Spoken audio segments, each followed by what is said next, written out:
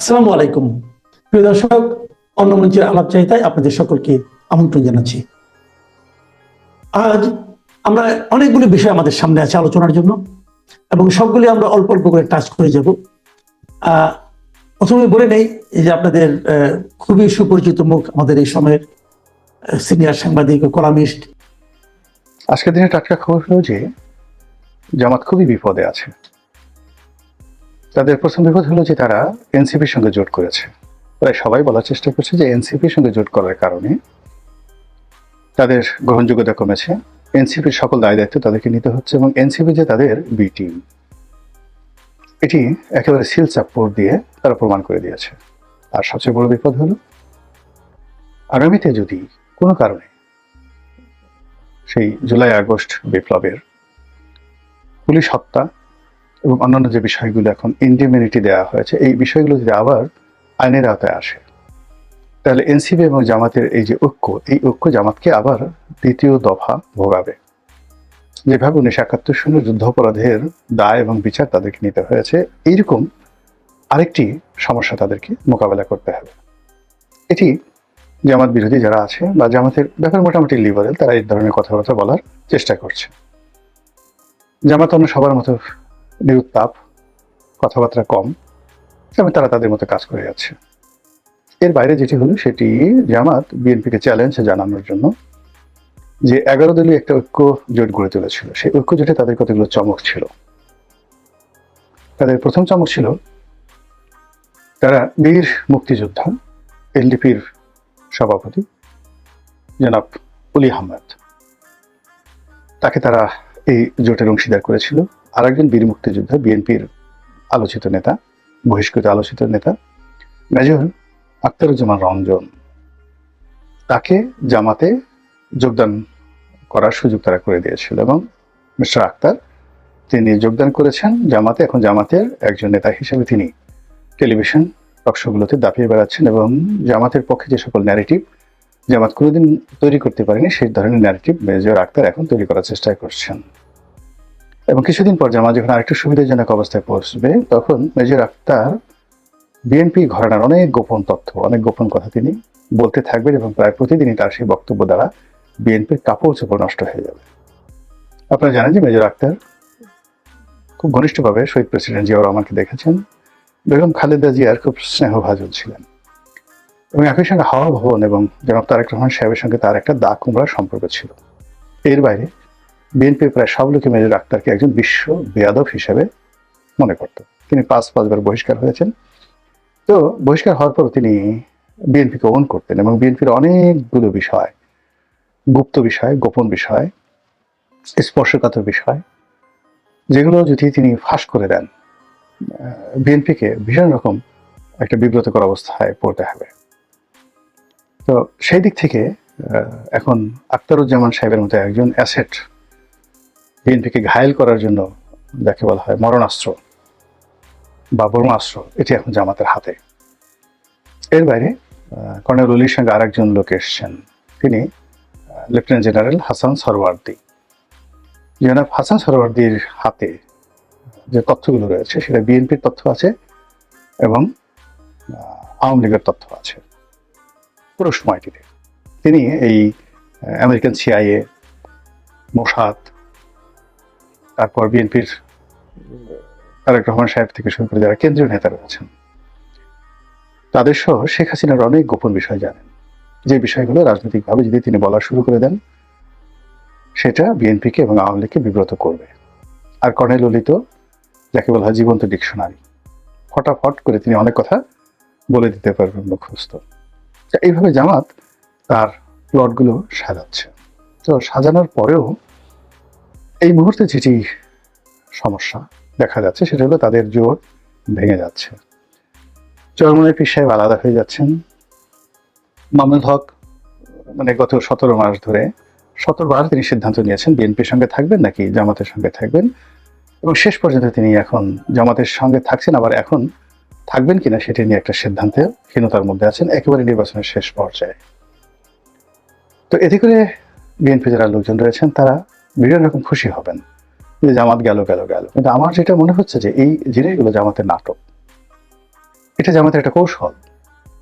এবং এই যে জামাত এর যে ঐক্য যদি ভেঙে যায় সেটাও কৌশল, আর যদি ঐক্য আবার ফিরে আসে সেটাও কৌশল। অর্থাৎ আপনার যে অ্যাটেনশন, জনগণের যে অ্যাটেনশন, সেই অ্যাটেনশনটি এখন চলে আসছে জামাতের দিকে। কয়েকদিন যেমন দেখা গেল জনাব তারেক রহমান সাহেবকে নিয়ে খুব অ্যাটেনশন ছিল, কিন্তু এখন সেই অ্যাটেনশনটা আবার জামাত তাদের দিকে নিয়ে আসছে, যে কোনোভাবে হোক না কেন।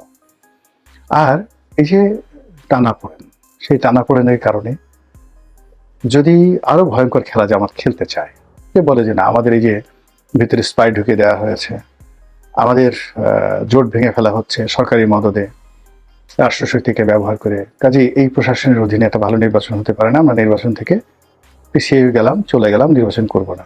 1996 সালের 15ই ফেব্রুয়ারি নির্বাচন হতে তারা ছিলেন না। বিএনপিকে তারা বহুবার বিপদে ফেলেছে। তো এইবার যদি তারা ঠিক জামাতের মতো একটা দল এনসিপিকে নিয়ে নির্বাচন থেকে তারা সরে পড়ে, ওটা সামাল দেওয়ার ক্ষমতা বিএনপিরও নেই, ডক্টর মোহাম্মদ ইউনূসেরও নেই। এবং সেক্ষেত্রে এই যে এখন যে সকল খেলাধুলা হচ্ছে, এটাকে তারা একটা ওসিলা হিসেবে নিতে পারে। এক।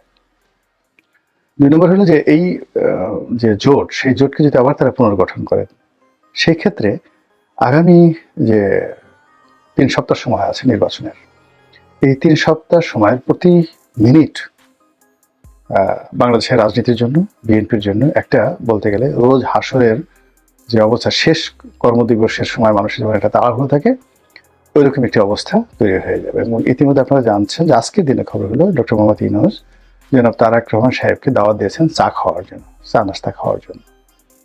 এটাও একটা ঝামেলা তৈরি করবে, ভীষণ রকম ঝামেলা তৈরি করবে, যে এখন তারেক রহমান সাহেবের সঙ্গে ডক্টর মোহাম্মদ ইউনূসের চা নাস্তা খাওয়ার কোনো প্রয়োজন নেই, নিড নট। ইলেকশনের শিডিউল ঘোষণা হয়ে গেছে। তো তিনি অন্য সব রাজনৈতিক নেতৃবৃন্দের মতোই ডক্টর ইউনূস কর্তৃক, বঙ্গভবন কর্তৃক, সরকার কর্তৃক তিনি যাকে বলা হয় মূল্যায়িত হবে। এরবারে কেউ যদি তাকে একটু বেশি দেখানোর চেষ্টা করে বা একটু কম দেখানোর চেষ্টা করে, ওখানে ঝামেলা। এই যখন তাকে আলাদা করে চায়ের দাওয়াত দেওয়া হলো, এটা নিয়ে জামাত হয়েছে শুরু করবে। এবং এই চা ওনার কাছে রীতিমতো হেমলকে পরিণত হয়ে যাবে, যে এটা কি খেলাম। এখন ডক্টর মোহাম্মদ ইউনূস কেন তাকে এই সময়টাতে চায়ের দাওয়াত দিলেন, আর উনি এই চায়ের দাওয়াতে কেন যাবেন, বা আমি জানি না এখনো তিনি সিদ্ধান্ত নিয়েছেন কিনা যাবেন কিনা, এটা আমার মাথায় ঢুকছে না। ঢুকছে না এই কারণে যে কি বলবো, 2009 সনে আমি প্রথম দেখলাম যে প্রশাসনের অনেক গুরুত্বপূর্ণ পদ এবং পদবিগুলোতে জামাতের লোক গিজ গিজ গিজ গিজ করছে। প্রধানমন্ত্রীর কার্যালয়, শেখ হাসিনার কার্যালয়, ক্যাবিনেট ডিভিশন, মানে ক্যাবিনেট সচিব, মানে যে কজনই ক্যাবিনেট সচিব হয়েছেন, আমি নাম বলবো না, আপনি খুঁজে দেখেন, শেখ হাসিনার জমানাতে প্রায় সবাই জামাতের লোক ছিলেন। এবং শেখ হাসিনা আওয়ামী লীগের যে কোনো লোকের চাইতে এই জামাতের লোকদেরকে বেশি ভালোবাসতেন, তারপরে নির্ভর করতেন। এবং আওয়ামী লীগের কোনো লোক যদি এসে এদের বিরুদ্ধে কোনো কথা বলতো, সঙ্গে সঙ্গে তিনি রিয়াক্ট করতেন। তো সেই দিক থেকে এখন বিএনপির যারা শীর্ষ নেতৃত্ব রয়েছেন, যাদের অনেকের সঙ্গে আমার কথাবার্তা হয়, তাদের 1 নম্বর ভয় হলো যে আপনি লন্ডন যে শহরটি, এটি তো আসলে জামাতে গিজগিজ করে। লন্ডনে বিএনপি, আওয়ামী লীগ, মানে যারা খুব হই হুল্লোড় করে, মানে এই সকল নেতাদেরকে আপনি হাতে গুনতে পারবেন। কিন্তু বাংলাদেশের কমিউনিটিকে গাইড করে, লিড করে, তারপরে যেটাকে বলে কনভিন্স করে, তারপরে যেটাকে বলে কনফিউজড করে, যে বৃহৎ একটা রাজনৈতিক শক্তি, সেই শক্তিটা হলো জামাত এবং গুপ্ত। লন্ডনের মতো জায়গাতে তারা গুপ্ত। এই গুপ্ত থেকে লন্ডনের কত জামাতি লোক যে বিএনপির মধ্যে ঢুকে আছে, কত জামাতি লোক যে আওয়ামী লীগের মধ্যে ঢুকে আছে, একমাত্র আল্লাহ রাব্বুল আলামিন জানেন, আর জামাতের লোক জানেন, আর কেউ জানে না। তো জামাতের যে তার ঢুকে থাকার ক্ষমতা বা ঢুকিয়ে দেওয়ার ক্ষমতা, এটি এমন একটা পর্যায়ে যে শেখ হাসিনা এখন যেই জায়গাতে আছেন, সেখানে গিয়ে ওবায়দুল কাদের দেখা করতে পারেন না। সেখানে ইচ্ছে করলে কলকাতাতে যারা আছেন প্রভাবশালী আওয়ামী লীগের নেতা, তারা যেতে পারে না। কিন্তু এমনও হতে পারে, দেখা গেল যে শেখ হাসিনার সঙ্গে একেবারে কাজের মেয়ে রহিমার মতো যদি কেউ থেকে থাকেন, ওই মানুষটি যে জামাতের না, একথা আমি বুকে হাত দিয়ে বলতে পারবো না।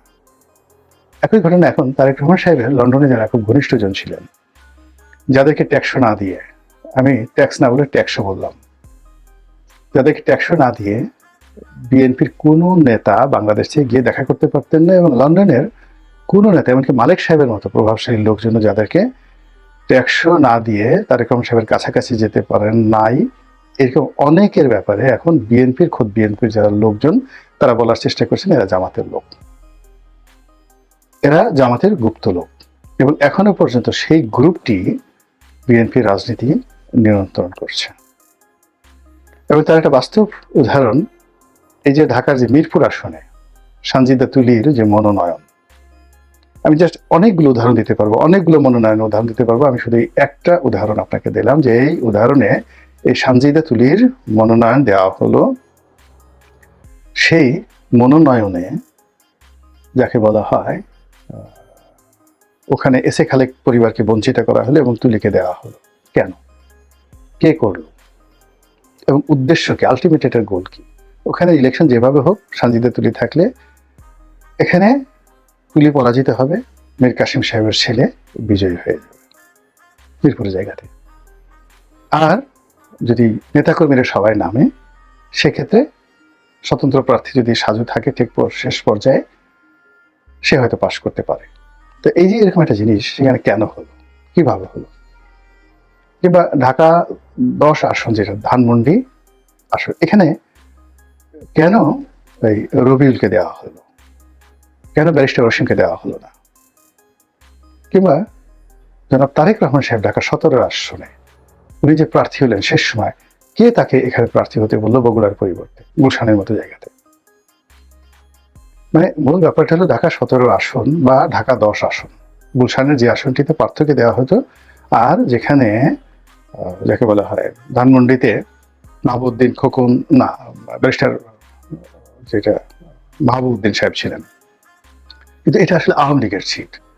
তো সেখানে এই যে হঠাৎ করে প্রার্থী দুজনই যোগ্যতা সম্পন্ন, কিন্তু রবিউলকে দেওয়া হলো, অসীমকে সেখানে বঞ্চিত করা হলো। কারণটা কি?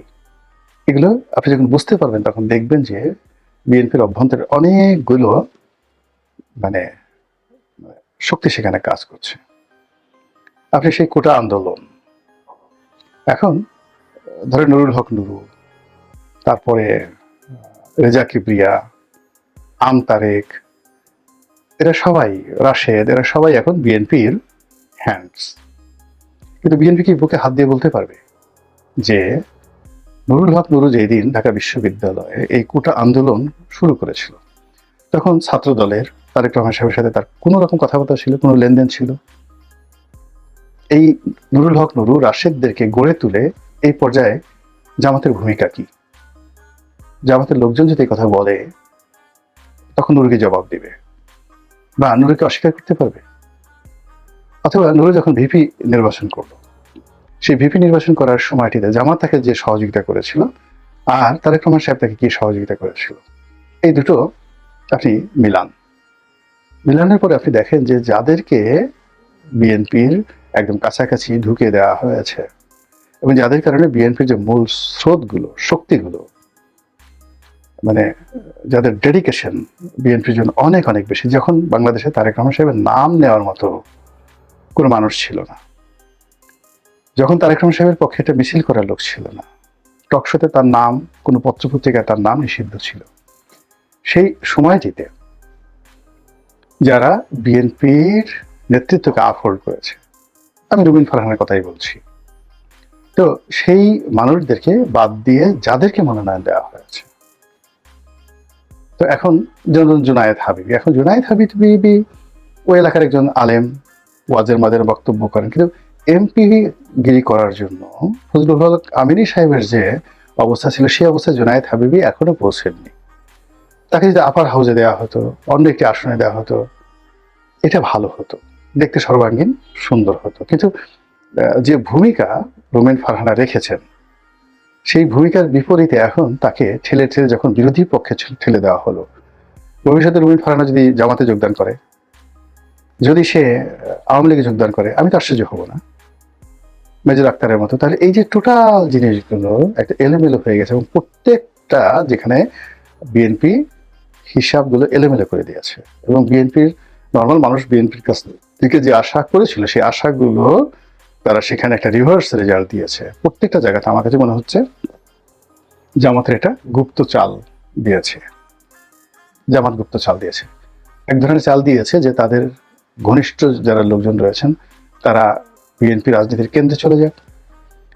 আর দ্বিতীয় চাল হলো বিএনপিকে যারা অতীতে সেভ করেছেন, যাদের কথা জনগণ শোনে, যাদের লেখা পড়ে এবং যারা কোনো একটা কথা বললে সুধী সমাজ সেটা মেনে নেয়, সেই লোকগুলোকে বিএনপি থেকে ডিটাচ করে দেওয়া হলো, একেবারে সম্পূর্ণ ডিটাচ করে দেওয়া হলো এই যে গত কয়েক মাসে। ফলে আগামীতে ধরুন যারা কথা বলবে, এখন বিএনপির রাজপথে যথেষ্ট গুরুত্ব রয়েছে, কিন্তু আপনার কাছে কি মনে হয় মির্জা ফখরুল সাহেবের কথা আর মির্জা আব্বাস সাহেবের কথা কি এক? এই সময়টাতে সালাউদ্দিন সাহেবকে ওভার রেটিং করা হয়েছে, কিন্তু সালাউদ্দিন সাহেবের কথা আর গয়েশ্বর বাবুর কথা কি এক? গয়েশ্বর চন্দ্র রায়ের কখনো এক হবে না। গয়েশ্বর বাবুর যে ওয়েট সেটা সালাউদ্দিন সাহেবকে আরো 10 বার মানে তাকে জন্ম নিলেও তিনি একজন গয়েশ্বর বাবু হতে পারবেন না। এই যে জায়গাগুলো মানে অনেকগুলো দেখবেন যে বিভেদ বিসংবাদ অনেকগুলো জিনিস তৈরি করা হয়ে গেছে, যার ফলে কি হলো বিএনপি যদি সুসময় আসে সেই সুসময়টাকে আফোর্ড করার জন্য কন্টিনিউ করার জন্য তাদের যে ম্যান পাওয়ার দরকার সেই ম্যান পাওয়ারটা ধরে গেছে। আর বিএনপি যদি দুঃসময় আসে সেই দুঃসময়ে বিএনপির পক্ষ অবলম্বন করার জন্য যে লোকগুলো দরকার সেই লোকগুলো একটু এখন বিএনপির মধ্যে নেই। ফলে কি হলো এই জায়গাতে জামাতের যে গুপ্ত রাজনীতি গুপ্ত পলিসি এই গত 17 মাসে উইদাউট আওয়ামী লীগ তারা যা কিছুই করছে ধীরে সুস্থে প্রত্যেকটা সময়কে শেষ পর্যন্ত যেভাবে নিজেদের পক্ষে রাখার চেষ্টা করছে এবং প্রতিপক্ষকে বিতর্কের মধ্যে ঠেলে দিচ্ছে, এটা যে কোথায় গিয়ে শেষ হবে একমাত্র আল্লাহ রাব্বুল আলামিন ছাড়া কেউ জানে না।